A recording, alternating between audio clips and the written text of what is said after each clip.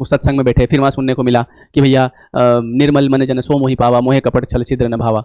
ये बात सुनी तो क्या बात पता चली कि भगवान कहते हैं कि मुझे वही व्यक्ति प्रिय होता है जिसका मन निर्मल होता है, जो छल कपट नहीं करता है। तो मैं जैसे पहले छल कपट कर रहा था, कहीं से कुछ चुरा लिया, किसी को पता नहीं चला, किसी किसी दुकान पे गए तो वहाँ पे ऐसा हुआ कि मान लो अपने पैसे बने थे 60, उसको 50 पकड़ा और उसने डाल लिए गले में, तो अपन चलो 10 बचे। ये क्या, ये छल कपट है, धोखा है ना। तो जब ये बात पता चली तो अगर कहीं गलती भी होती है, एक बार अभी थोड़े समय पहले मैं एक जगह गया तो वहाँ पे क्या हुआ कि उसने मुझे गिनती में 100 रुपये ज़्यादा दे दिए, मेरे पिताजी भी पास में खड़े थे, तो 100 रुपये ज़्यादा दे दिए, तो मैंने गिने, मैंने कहा भैया 100 रुपये आपने ज़्यादा दे दिया, तो उसको वापस पकड़ा दिया। अब मैं चाहता तो वहाँ से वो लेके निकल सकता था, पर चूंकि मैंने वो बात सुनी तो वो एक गलत कर्म करने से बचा। क्योंकि ऐसा नहीं है कि वो 100 रुपये मेरे पास ज़्यादा आ गए तो मेरे हो गए, मेरे तो हो ही नहीं सकते कभी ज़िंदगी में, वो तो किसी भी रूप में चले जाएंगे। और वो जाते भी ऐसे हैं कि जैसे मान लो आपने किसी के इस तरीके से 100 रुपये ले भी लिए, मतलब यहाँ पर आप है ना चतुराई नहीं कर सकते, जो सॉफ्टवेयर है ना उसमें हर चीज़ एंट्री हो रही है, हर चीज़ का रिटर्न आपको मिलेगा।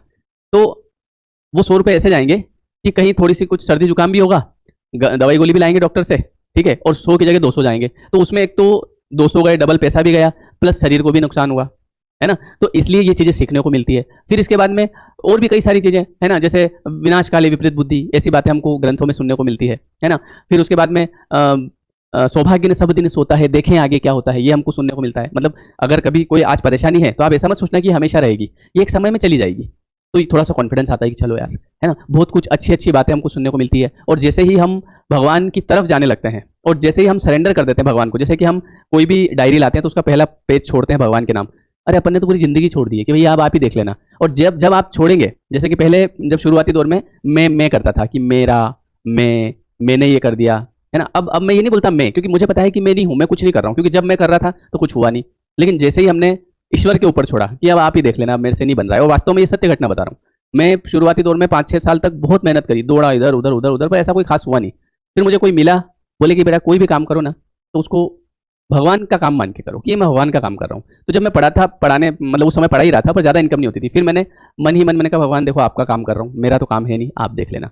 अपने आप बच्चे ज़्यादा बढ़ने लगे, अपने आप पैसा ज़्यादा आने लगा, तो उससे कॉन्फिडेंस बढ़ता है, विश्वास बढ़ता है ना। गलत काम व्यक्ति करता नहीं है ना। लोगों उसके मन के अंदर अच्छे भाव आते हैं, है ना, किसी की मदद कर देता है। तो एक फायदा तो ये कि मन शुद्ध होता है, विचार शुद्ध होते हैं, है ना। दूसरी बात ये कि कई अच्छे अच्छे कर्म इसी दौरान बना लेता है, तो धीरे धीरे बूंद बूंद से घड़ा बढ़ता है, उसका प्रारब्ध अच्छा बनता है और आगे उसको कई सारी अच्छी अच्छी चीजें मिलने लगती है। तो ये तो वो हो गया जो भगवान में विश्वास करता है। अब भगवान है कि नहीं ये तो मुझे भी नहीं पता, पर विश्वास करने में ये फायदा। एक